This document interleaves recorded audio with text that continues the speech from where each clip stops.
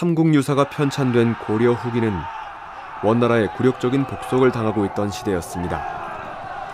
삼국유사는 흘러가버린 민족의 황금시대, 신화시대로의 회귀를 향한 꿈을 이야기 형태로 담아내고 있습니다. 신화를 통해 민족의 기원을 확인하고 현재와 미래의 운명을 그려보고자 한 것입니다. 이제 천년의 시간을 건너 우리에게 전해진 삼국유사 속 이야기들을 통해 진실한 민족 역사를 만나러 떠나봅시다. 앞서 살펴본 것처럼 삼국유사는 기이한 세계, 존재에 대해서 기꺼이 포용하는 세계관을 바탕으로 합니다. 이번 시간에는 이인과 이세계, 서로 다른 사람과 세계를 포용하는 주제를 바탕으로 하는 이야기들을 구체적으로 살펴보겠습니다. 첫 번째 이야기는 호랑이 처녀의 사랑 이야기라고 알려진 김현가모입니다.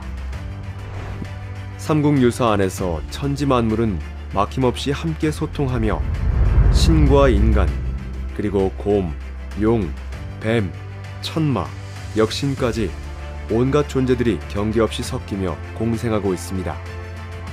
감통편에 수록된 김현가모에는 인간과 호랑이가 사랑에 빠진다는 흥미로운 줄거리의 두 가지 이야기가 나란히 등장합니다. 옛적 신라에는 매년 2월이 되면 초 8일로부터 15일까지 장안의 젊은 남녀들이 흑륜사의 전탑을 돌면서 복을 비는 풍습이 있었습니다. 원성왕 시절 김현은 밤이 깊도록 홀로 흑륜사 전탑을 돌며 복을 비는 기도를 드렸습니다. 이때 한 여인이 연부를 외우면서 김현을 따라 전탑을 돌았습니다. 밤이 깊어 이제 다른 남녀들은 모두 떠나고 두 사람만 남았습니다. 서로를 의식하며 탑을 돌던 김현과 여인은 기도를 마치고 은밀한 곳으로 가서 정을 통했습니다. 김현과 정을 통한 여인이 홀로 집으로 돌아가려고 하자 김현은 처녀의 집에 따라가겠다고 고집을 부렸습니다. 김현이 여인을 따라 서산 언덕의 조그만 초가집에 이르자 한 노파가 여인을 기다리고 있었습니다. 너를 따라온 네가 누구냐? 흑륜사에서 만나 인연을 맺은 난군입니다.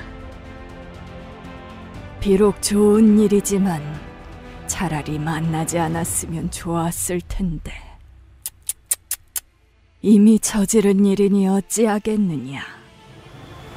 네 형제들이 알면 해칠지도 모르니 잘 숨겨두거라. 여인은 노파의 말에 따라 김현을 깊은 곳에 숨겨두었습니다.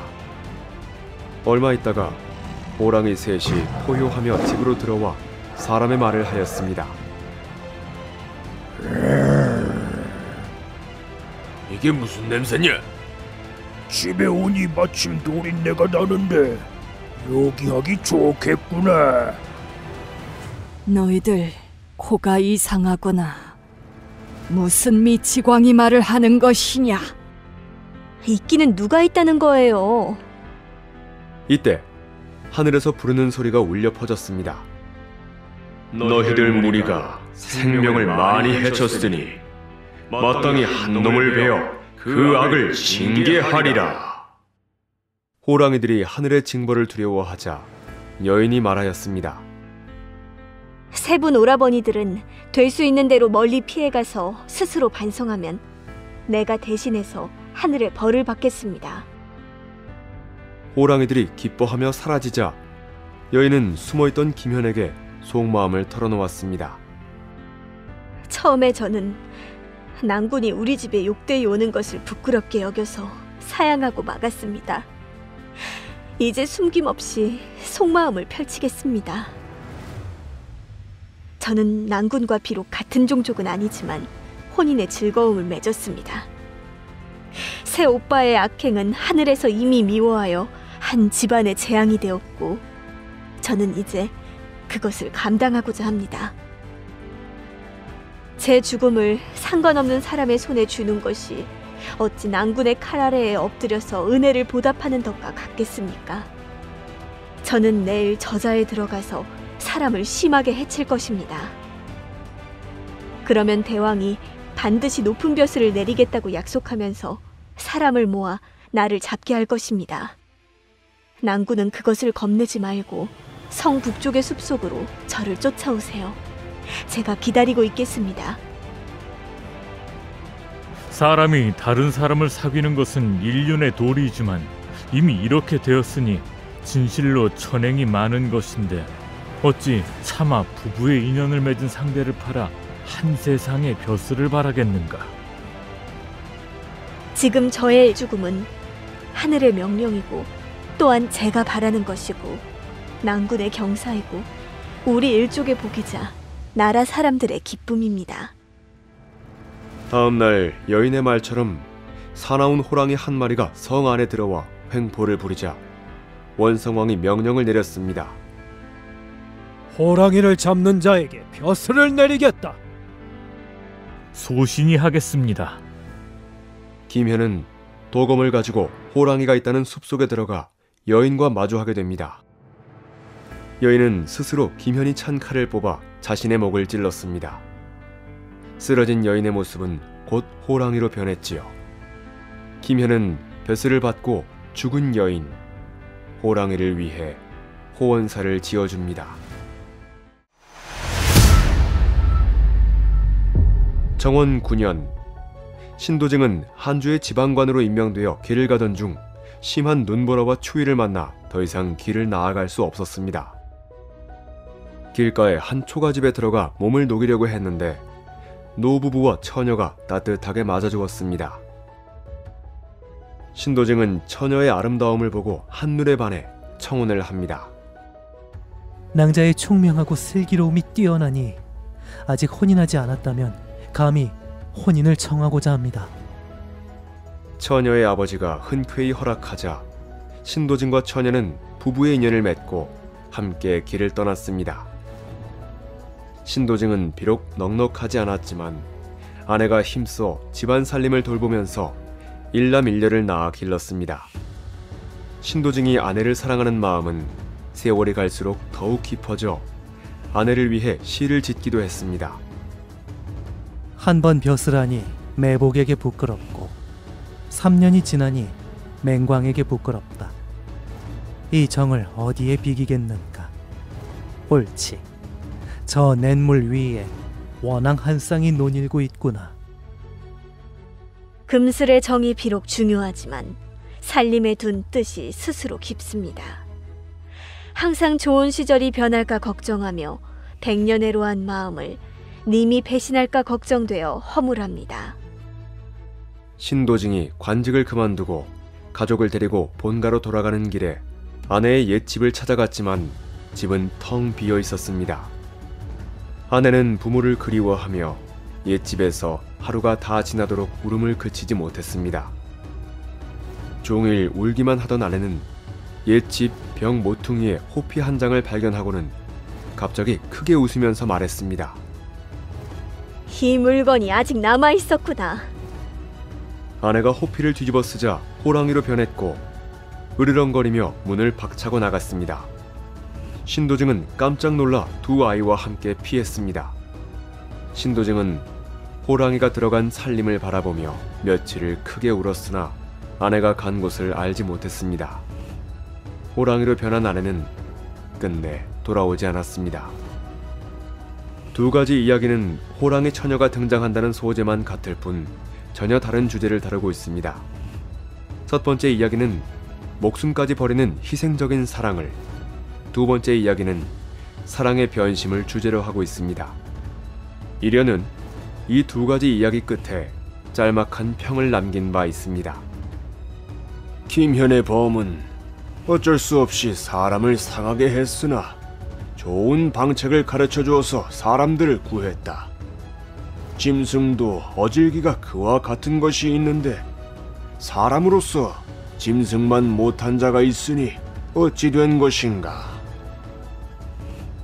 김현은 신도증 호녀의 이야기에 등장하는 호랑이에 대해서는 이야기를 요약할 뿐 자세한 평을 더하지는 않았습니다.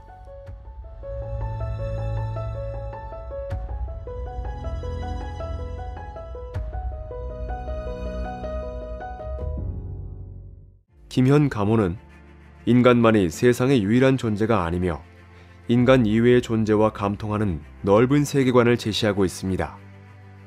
이제 김현 감호에 담긴 두 이야기는 김현이 호랑이를 감동시켰다가 아니라 김현이 호랑이와 감응하다, 혹은 김현은 호랑이와 감응했지만 신도징은 호랑이와 감응하지 못했다로 해석해 볼 수 있을 것 같습니다. 김현 감호에 등장하는 호녀의 모습은 자기 희생이라는 가치의 실현을 통해서 인간보다 더 인간다운 모습으로 그려지고 있습니다. 김현 감호에서 김현과 오빠들을 위해 희생한 호녀의 모습은 가부장적 의식구조에 순응한 지고지순한 여성상을 그려낸 것으로 해석해 볼 수 있습니다. 반면에 신도징 호녀의 이야기는 사랑에 대한 고뇌를 담아낸 이야기라고 볼 수 있겠습니다. 만약 호녀가 신도징과의 삶이 안정적이고 행복했다면 항상 시절이 변할까 걱정하였다라는 시를 짓지 않았을 것입니다. 신도징과 함께하는 삶이 만족스럽지 못했고 자유로운 살림 생활에 대한 갈망에 더 이끌렸기 때문에 본래의 삶으로 돌아가는 선택을 했습니다.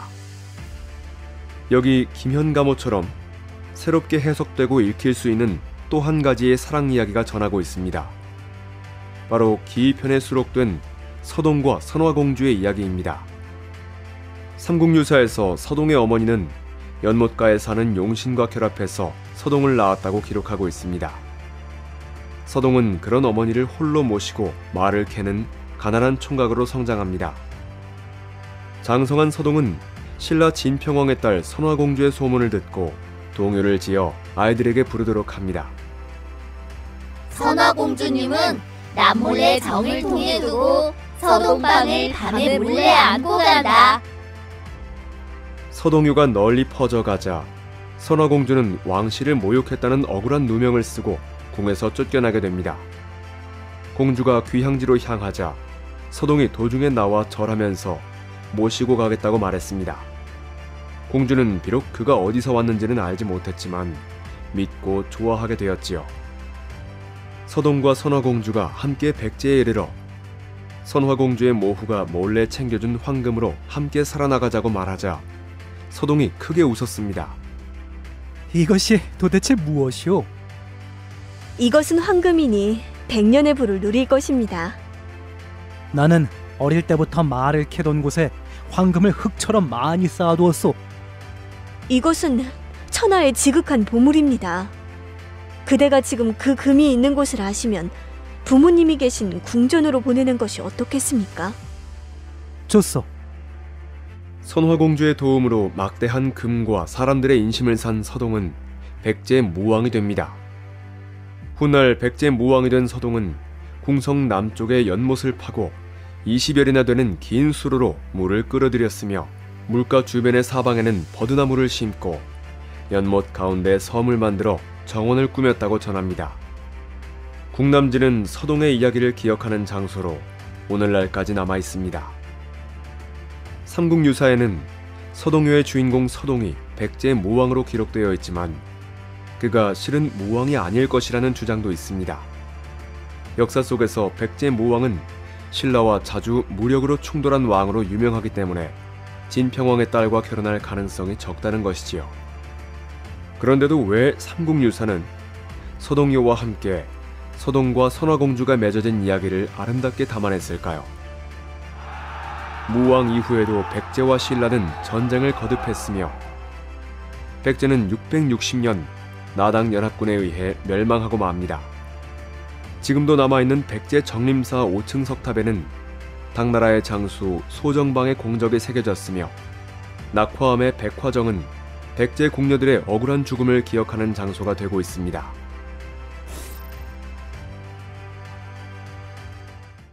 예, 그 삼국유사에는 그 향가가 실려 있어서 신라 시대 때 이제 주로 어떤 작품들이 이제 문학적으로 나왔었는지 그런 걸 확인할 수 있는 아주 소중한 자료라고 할 수 있겠습니다. 그래서 모두 이제 14편이 등장하고 있는데요. 뭐 삼국 통일이라든지 혹은 이렇게 통일된 이후에 그 왕당파와 반왕당파끼리 권력 투쟁을 한다든지 이렇게 역사적으로 격동기마다 향가가 남아 있어서 나름대로 신라 역사를 향가를 통해서 정리할 수 있는 그런 가능성도 있습니다. 그래서 그런 경향이 확인되는 작품 가운데 하나가 서동요라고 할 수 있겠는데요. 서동요는 이제 널리 알려졌다시피 백제의 무왕이 신라의 선화공주를 이제 결혼하기 위해서 이렇게 전략적으로 부른 노래라고 알려져 있습니다. 그런데 이 작품의 내용이 그러니까 백제와 신라가 실제로 왕자와 공주가 결혼을 했느냐 하지 않았느냐 이거에 큰 관심을 가질 수도 있는데 그러나 보다 중요한 것은 그런 기록상의 사실 여부라기보다 왜 사람들이 백제와 신라가 왕자 공주끼리 국혼을 했다는 그런 기억을 남겨두고 싶었는지 이거를 생각해 볼 필요가 있습니다. 실제로 그리고 이제 그 백제의 무왕이 그 신라의 진평왕하고 전쟁도 여러 차례 하고 또 전쟁을 해서 많이 이겼습니다. 그래서 이제 장인과 사위가 이렇게 사이가 안 좋다는 게 좀 어색하니까 이렇게 사이가 안 좋은데 결혼을 했을 것이냐. 그래서 이거를 사실이 아니라고 생각을 하고 여러 차례 이제 무왕이 아니라 다른 백제의 왕을 그 서동요의 그 주인공 서동으로 만들려고 하는 그런 시도들도 있었습니다. 그런데 우리가 좀 더 생각해 볼 문제는 백제와 신라가 사실 그때부터 사이가 안 좋아서 계속 전쟁을 하다가 결국은 유혈 사태 속에 이렇게 통일이 됐잖아요. 그렇게 끔찍하게 이루어졌던 통일 과정을 나름대로 좀 평화로운 기억으로 다시 만들고 싶어서 백제와 신라가 결혼도 하고 또 백제에서 미륵사라는 큰 절을 짓는다니까 장인으로서 사위의 나라를 도와주고 이런 기억이 설령 좀 왜곡되고 과장된 기억이라 할지라도 지금도 이제 우리가 호남, 영남 지역이 사이가 안 좋고 동서 간의 지역 감정을 극복한다는 게 굉장히 중요한 그 사회적인 과제로 남아 있는데 그런데 이제 백제 사람이 지었다고 되어 있는 바로 서동요가 그런 식으로 실제로 이루지 못했던 백제와 신라의 화합을 문학적으로 상징적으로라도 이루고 싶어 했다는 것은 지금까지 우리들에게도 굉장히 시사하는 바가 크다고 생각을 합니다. 이렇게 향가 작품 하나하나를 읽어보다 보면 지금 우리의 현실이나 사회적인 분위기와 통하는 면이 굉장히 많이 있고 그래서 이런 부분들을 잘 살려서 앞으로 우리가 예술 작품으로 창작을 하고 또 여러 가지 사회적인 공감대를 만들어 가는 것이 지금뿐만 아니라 이제 앞으로 미래에도 꾸준히 중요한 문제로서 남을 것이라고 생각합니다.